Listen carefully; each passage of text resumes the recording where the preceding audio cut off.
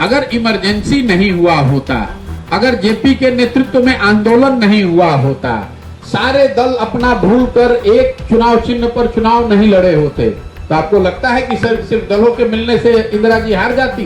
पत्रकार ऐसा समझते हैं कि चेहरा होना चाहिए, चेहरा भी होना काफी नहीं, जब सबसे महत्वपूर्ण है मुद्दा होना चाहिए। वीपी सिंह के समय भी सारे दल एक साथ मिलकर आए और उन्होंने कांग्रेस की बड़ी ताकत की सरकार, 400 से ज्यादा एमपी की सरकार को हरा दिया। लेकिन वो सिर्फ दलों का एक साथ बैठकर कोई अर्थमेटिक अरेंजमेंट नहीं था, मुद्दा बोफोर्स था। बैठक में ममता जी, लालू जी, नीतीश जी सब एक साथ बैठे थे। उसका असर बंगाल की जनता या वोटर पर क्या पड़ना है? बंगाल का वोटर तो देश के मुद्दे पर वोट करेगा, बंगाल में जो सरकार चल रही है उस पर वोट पड़ेगा।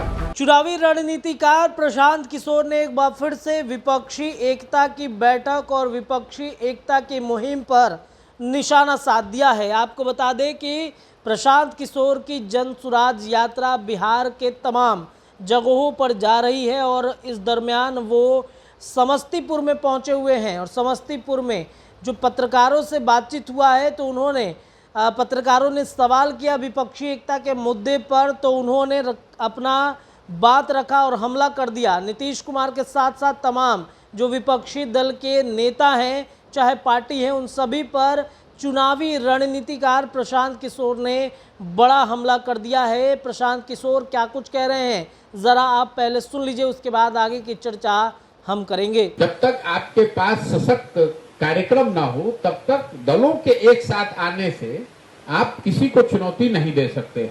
ऐसा आपको लग सकता है कि भाई सब लोग एक साथ आ गए, लेकिन उसका कोई परिणाम जमीन पर मिले ऐसा हो नहीं सकता है। कई लोग, पत्रकार बंधु या राजनीतिक टीका टिप्पणी करने वाले लोग 1977 का हवाला देते हैं कि कैसे सारे दलों ने एक साथ आकर उस समय की प्रधानमंत्री इंदिरा जी और कांग्रेस की सरकार को हरा दिया। लेकिन ये आधा सत्य है। अगर इमरजेंसी नहीं हुआ होता, अगर जेपी के नेतृत्व में आंदोलन नहीं हुआ होता, सारे दल अपना भूलकर एक चुनाव चिन्ह पर चुनाव नहीं लड़े होते, तो आपको लगता है कि सिर्फ दलों के मिलने से इंदिरा जी हार जाती? तो अभी आज के संदर्भ में आपको जेपी या उनके समकक्ष उस तरह का कोई लीडर भी ढूंढना पड़ेगा। आपको जनता से जुड़े हुए विषय भी ढूंढने पड़ेंगे, उस पर नैरेटिव भी बनाना पड़ेगा। वो दोनों चीज हो तो दलों के मिलने का जरूर फायदा है। लेकिन अगर आपके पास और कई बार पत्रकार ऐसा समझते हैं कि चेहरा होना चाहिए, चेहरा भी होना काफी नहीं, जब सबसे महत्वपूर्ण है मुद्दा होना चाहिए।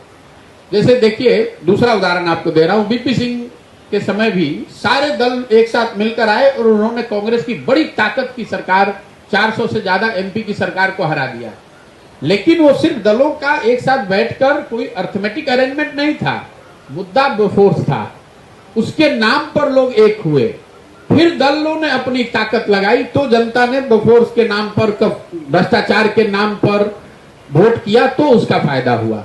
तो मेरा ऐसा मानना है कि ये जो दल साथ में बैठे हैं, सिर्फ इनके साथ में बैठने से चुनाव जितनी मैं समझता हूं, ये सिर्फ सीधा गणित नहीं है। जब तक आप ऐसा नहीं कर सकते हैं कि 15 दल के नेता बैठ गए और उसका असर देशव्यापी हो जाएगा। मान लीजिए कि उस बैठक में ममता जी, लालू जी, नीतीश जी सब एक साथ बैठे थे, उसका असर बंगाल की जनता या वोटर पर क्या पड़ना है? बंगाल का वोटर तो देश के मुद्दे पर वोट करेगा, बंगाल में जो सरकार चल रही है उस पर वोट पड़ेगा। लेकिन देश, वही सारे लोग मिलकर देशव्यापी कोई अगर मुद्दा बना ले, कोई नैरेटिव खड़ा कर दे और उस मुद्दे और नैरेटिव को लेकर तृणमूल की ताकत वहां जमीन पर लगे तो फायदा हो सकता है। तो आपने सुना प्रशांत किशोर को, उन्होंने कहा कि विपक्ष के जितने सारे लोग हैं उनके पास कोई भी मुद्दा नहीं है, मुद्दा से वो भटके हुए हैं।